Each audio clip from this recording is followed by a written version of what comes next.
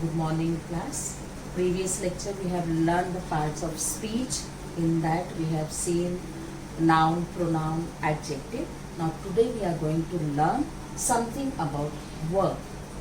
पिछले कक्षाओं में हमने पढ़ा शब्द भेद के जो प्रकार हैं, उसमें विकारी शब्द के जो भेद हैं, संज्ञा, सर्वनाम, विशेषण। अब हम आज क्रिया के बारे में जानकारी प्राप्त करेंगे। आइए देखते हैं क्रिया। क्रिया मीन्स वर्ब। जैसे मान लीजिए घोड़ा दौड़ता है, कमला पढ़ती है, बालक सोता है, किसान हल जोतता है। इन वाक्यों में अगर आप देखेंगे कि दौड़ता है, पढ़ती है, सोता है, जोतता है, ये अगर शब्द न लगाए जाएं तो वाक्य अधूरा माना जाएगा और अधूरा ही होगा। तो यह जो है दौड़ता है, पढ़ती है, सोता है, जोतता है, यह वाक्य को पूरा करने का काम कर रहे हैं। तो इसी प्रकार से ऐसी कोई भी वर्ड्स जो कि एक्शन के बारे में बताए और हमें उस क्रिया के होने या करने का ज्ञान कराए, उसे हम कहते हैं क्रिया। मतलब कोई भी करने वाले, किसी भी करने वाले काम को या होने वाले काम को हम क्या कहते हैं? क्रिया कहते हैं। जैसे आप देख सकते हैं, इस प्रकार हम कह सकते हैं कि वाक्य के जिस पद से किसी कार्य के करने या होने का बोध हो, उसे हम क्रिया कहते हैं। क्रिया के भेद हम देखेंगे। क्रिया के मुख्य रूप से दो भेद हैं। कौन कौन से हैं? सकर्मक क्रिया अर्थात ट्रांजिटिव वर्ब या अकर्मक क्रिया अर्थात इंट्रांजिटिव वर्ब। प्रकार से आना जाना, सिंपल वे में हम समझ सकते हैं। आना जाना, खाना पीना, उठना बैठना, गिरना मारना पीटना, हर एक ऐसे काम जिसमें हम ना का प्रयोग करते हैं, वह किसी न किसी ढंग से क्रिया के होने का पता चलता है या क्रिया के करने का पता चलता है। तो ऐसी क्रिया जिससे हमें होने या करने का बोध हो, उसके बारे में जानकारी प्राप्त हो, उसे हम कहते हैं क्रिया। क्रिया के मुख्य रूप से हमने उस दिन कहा था क्रिया के 5 प्रकार हैं, लेकिन मुख्य रूप से हम देखेंगे उसके 2 भेद हैं और वो हम आज जानेंगे कि क्या है सकर्मक क्रिया और अकर्मक क्रिया। देखते हैं कि सकर्मक क्रिया हम सबसे पहले देखेंगे transitive verb. What is transitive verb? Can you see here the examples first? Mohan पुस्तक पढ़ता है, राम ने चित्र बनाया, उसने रोटी खाई है, शिक्षक ने छात्रों को पढ़ाया, तुम मुझे पत्र लिखो। आइए फिर से देखते हैं। मोहन पुस्तक पढ़ता है, हम पढ़ रहे हैं सकर्मक, अर्थात अगर मोहन पुस्तक पढ़ता है, उसका वर्ब है, काम है पढ़ना। लेकिन यहाँ पर हम सबसे पहले देखेंगे वाक्य में सकर्मक क्रिया को समझने के लिए सबसे पहले हमें ये समझना जरूरी है कि वाक्य में हम सब्जेक्ट क्या है। अगर सब्जेक्ट हम देखने जाए तो Mohan is the subject of this sentence. Mohan पुस्तक पढ़ता है। अब उसका वर्ब क्या है? पढ़ना। लेकिन क्या पढ़ता है? पुस्तक पढ़ता है। इट मीन्स कि subject is Mohan and verb is पढ़ता है, और क्या पढ़ता है? पुस्तक। तो पुस्तक इज द ऑब्जेक्ट। तो हम देखते हैं कि मोहन पुस्तक पढ़ता है, पढ़ने का जो काम मोहन ने किया, उसका इफेक्ट जो है वह अपने उसके ऑब्जेक्ट पे पढ़ रहा है, अर्थात पुस्तक पे पढ़ रहा है।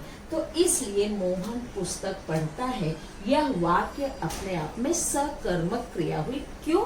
क्योंकि यहाँ पर सब्जेक्ट जो कर्ता अर्थात कर्ता, सब्जेक्ट को हम क्या कहते हैं? कर्ता, काम करने वाला। तो काम करने वाले का जो इफेक्ट है उसके ऑब्जेक्ट पे पड़ रहा है। तो जहाँ पर सब्जेक्ट काम करे लेकिन उसका इफेक्ट जो है किसी ऑब्जेक्ट पे पड़े उससे हम कहते हैं सकर्मक क्रिया। चलिए, राम ने चित्र बनाया। कोई सब्जेक्ट हियर, कर्ता कौन है? राम। क्या किया उसने? बनाने का काम किया। लेकिन अगर हमने लिखा कि राम ने बनाया तो यहाँ पे हमें ऑब्जेक्ट नहीं दिखाई दिया, लेकिन यहाँ पर क्या लिखा है कि राम ने चित्र बनाया। तो बनाया इज वर्ब, ये आपकी सिंपल क्रिया हुई। लेकिन अगर उसने क्या किया? चित्र को बनाया, तो कौन? Subject is Ram. लेकिन अगर वो क्या बनाया? चित्र बनाया। बनाने का जो इफेक्ट है उसके फल पे पड़ रहा है, क्रिया के फल पे उसका परिणाम जा रहा है। फल क्या है यहाँ पर? चित्र। तो चित्र बनाया, चित्र इज ऑब्जेक्ट हियर। तो राम ने चित्र बनाया, यहाँ पर भी कर्ता का इफेक्ट उसके व्यापार पे पड़ रहा है, मतलब उसके कर्म पे पड़ रहा है। तो इसलिए यह हुआ आपका सकर्मक क्रिया। उसने रोटी खाई है। हमने ऐसा तो नहीं कहा उसने खाई है, हमने क्या कहा? उसने खाने का काम तो किया, लेकिन क्या खाई है? रोटी खाई है। तो खाने का जो इफेक्ट है वह रोटी, उसके खाने का प्रभाव रोटी पे पड़ रहा है। मतलब रोटी जो है वह उसके उदर में जा रहा है, मतलब उसके पेट के अंदर जा रहा है, उसके भूख को शांत कर रही है रोटी। तो उसने रोटी खाई है, ये वर्ब है, लेकिन वर्ब के करने का इफेक्ट जो है वह रोटी के ऊपर पड़ रहा है, इसलिए यह वाक्य हुआ सकर्मक क्रिया। चलिए आगे बढ़ते हैं। शिक्षक ने छात्रों को पढ़ाया। अगर हमने लिखा था शिक्षक ने पढ़ाया तो वो सिंपल वाक्य होता, ठीक है। लेकिन हमने कहा शिक्षक जो है यहाँ पे करता है, काम करने वाला। क्या काम किया उसने? पढ़ाने का काम किया। लेकिन किसको, उसके पढ़ाने का असर किसके ऊपर गया? छात्रों के ऊपर पड़ रहा है, स्टूडेंट्स के ऊपर पड़ रहा है। उसका असर विद्यार्थियों के ऊपर पड़ रहा है, क्योंकि उन्हें समझ में आ रहा है कि what is the transitive verb. तो शिक्षक ने छात्रों को पढ़ाया, यहाँ वर्ब है, उसके कर्ता के क्रिया का फल जो है उसके कर्म पे पड़ रहा है, कर्म इस छात्रों। तो इसलिए यह वाक्य हुआ आपका सकर्मक क्रिया। आगे बढ़ते हैं। तुम मुझे पत्र लिखो। तुम लिखो सिंपल सेंटेंस, लेकिन कहा गया कि तुम मुझे पत्र लिखो। तो पत्र जो है यह ऑब्जेक्ट हुआ। क्या लिखना है? पत्र लिखना। लिखने का काम हो रहा है, लेकिन उससे एक काम तैयार हो रहा है, उसका परिणाम पत्र पे पड़ रहा है। तो पत्र is the object of the subject and लिखो इज वर्ब। तो इसका मतलब यह हुआ कि अगर हम सकर्मक क्रिया पढ़ते हैं या पहचानते हैं तो उसमें subject as well as object का होना अति आवश्यक है। अर्थात सब्जेक्ट मीन्स कर्ता की क्रिया का फल, उसके व्यापार का फल किसी भी ऑब्जेक्ट पे यदि पड़ता है तो उसे हम कहते हैं सकर्मक क्रिया। उसके कर्म मतलब फल, क मतलब कर्ता, ऐसा कर्ता जिसके कर्म का फल उसके क्रिया पर पड़े उसे हम कहते हैं सकर्मक क्रिया, और या फिर ट्रांजिटिव वर्ब। उसको हम परिभाषा के रूप में क्या लिख सकते हैं? जिन क्रियाओं के व्यापार, व्यापार मीन्स कार्य, उसका जो काम है करने का, उसका फल कर्ता को छोड़कर स्वयं कर्ता के ऊपर नहीं पढ़ना चाहिए। यहाँ पे आपने देखा मोहन पुस्तक पढ़ता है, पढ़ने का काम मोहन कर रहा है, लेकिन उसका इफेक्ट मोहन के ऊपर नहीं पड़ा। वो पुस्तक से उसको जानकारी मिल रही है, वो पुस्तक को पढ़ रहा है तब उसे ज्ञान हो रहा है। उसी प्रकार से कि कार्य का फल मतलब कर्ता को छोड़कर कर्म पे पड़े। कर्म means what? Object. These are the objects. पुस्तक, चित्र, रोटी, छात्रों, पत्र, ये सब क्या है? कर्म है। ये सब क्या है? ऑब्जेक्ट है। तो उसके कर्म पर पड़े, वह कर्ता पे न पढ़ करके कर्म पर पड़ता है, तब उसे हम क्या कहते हैं? सकर्मक क्रिया। This is what? Transitive verb. हम एक बार फिर से देखते हैं, मतलब जहां पर ऐसा वाक्य, ऐसी क्रियाएं जो कर्ता करे लेकिन उसका इफेक्ट ऑब्जेक्ट पे पड़े तो उसे हम कहते हैं सकर्मक क्रिया। Go to next. अकर्मक क्रिया मीन्स इंट्रांजिटिव वर्ब। चलिए पहले हम उदाहरण देखते हैं। सुरेश सोता है, तू नहीं बदला, बच्चे का जी ललचाता है, वह आता है, सीता हंसती है। फिर से देखते हैं, सुरेश सोता है। यहां पर भी हम सबसे पहले देखेंगे किसी भी ग्रामर के, व्याकरण के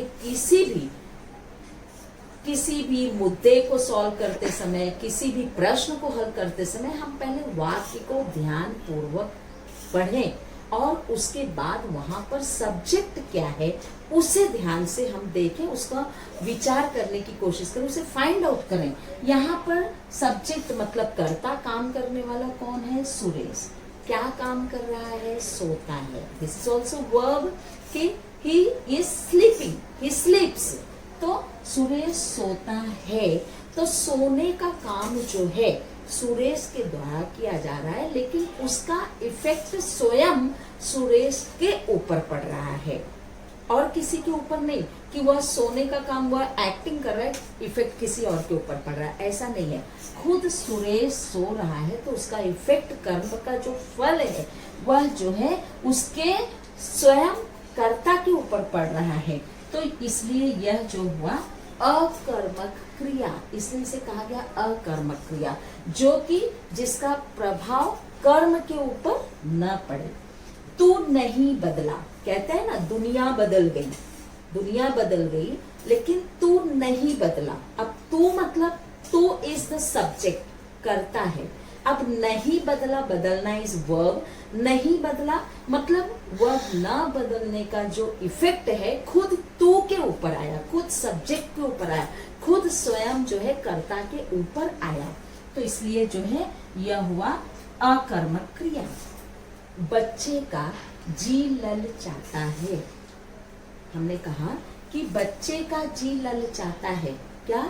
जी, अपना मन, कोई भी चीज अगर बच्चे के सामने उसके पसंदीदा को रख दो, किसी भी वस्तु को, तो उसका तो मन ललचाएगा ही ना। तो वैसे ही बच्चे का जी ललचाता है। तो what is the subject here? कर्ता क्या है? बच्चा। ललचाना इज वर्ब, लेकिन क्या ललचाता है? जी, उसका ही मन ललच रहा है, ललचा रहा है, उससे लालच आ रही है। तो ललचाने का जो प्रभाव है वह स्वयं बच्चों के ऊपर पड़ रहा है, उस बच्चे नादान बालक के ऊपर पड़ रहा है। इसलिए यह हुआ अकर्मक क्रिया। वह आता है। Again we have to find out the subject. Subject means कर्ता। कर्ता क्या है यहाँ पर? वह है। क्या करता है? आने का काम। काम जो है वह आने का है, तो वह आता है।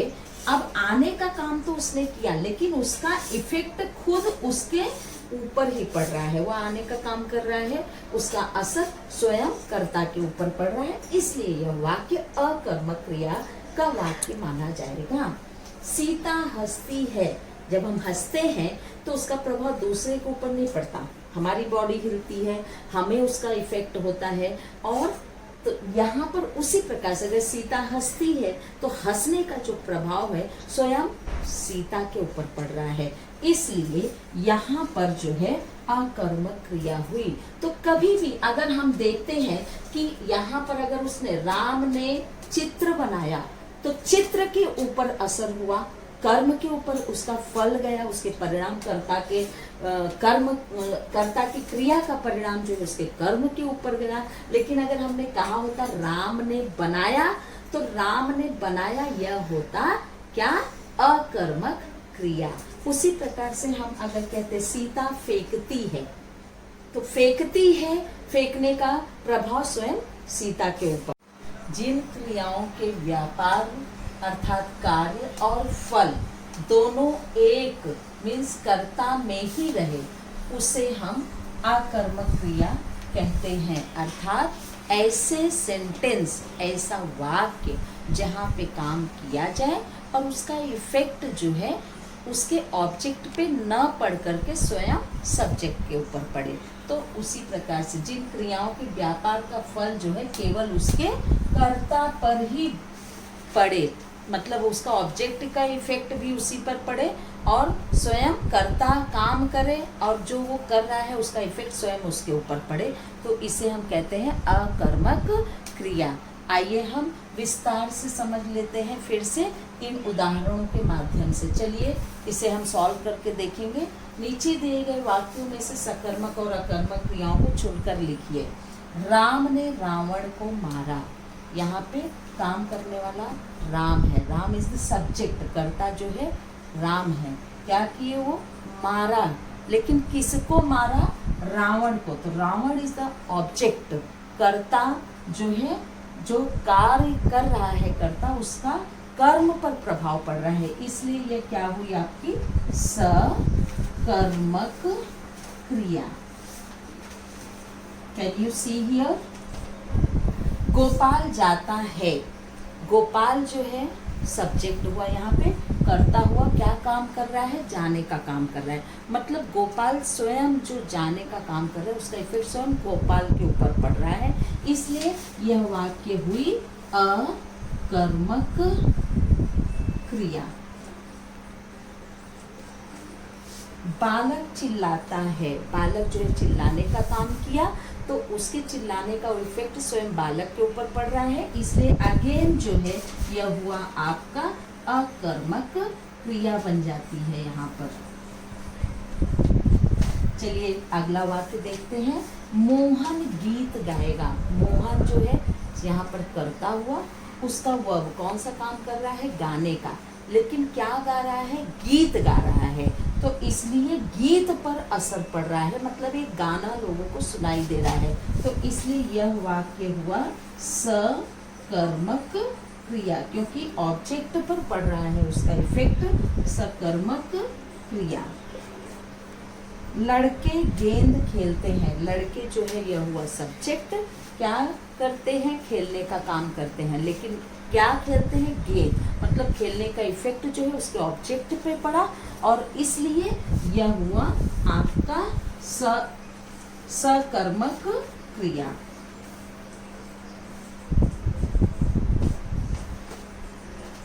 इस प्रकार हमने देखा कि क्रियाएं दो प्रकार की होती हैं, सकर्मक, अकर्मक। What is transitive, what is intransitive, आप एग्जाम्पल के जरिए आपको समझ में आया होगा, और हम समझ सकते हैं कि क्रियाएं मुख्य रूप से दो होती हैं, सकर्मक और अकर्मक। इससे हम अच्छी तरह से अभ्यास कर लेंगे। आज के लिए धन्यवाद। आप घर पर सुरक्षित रहें, स्वस्थ रहें, आपका दिन मंगलमय।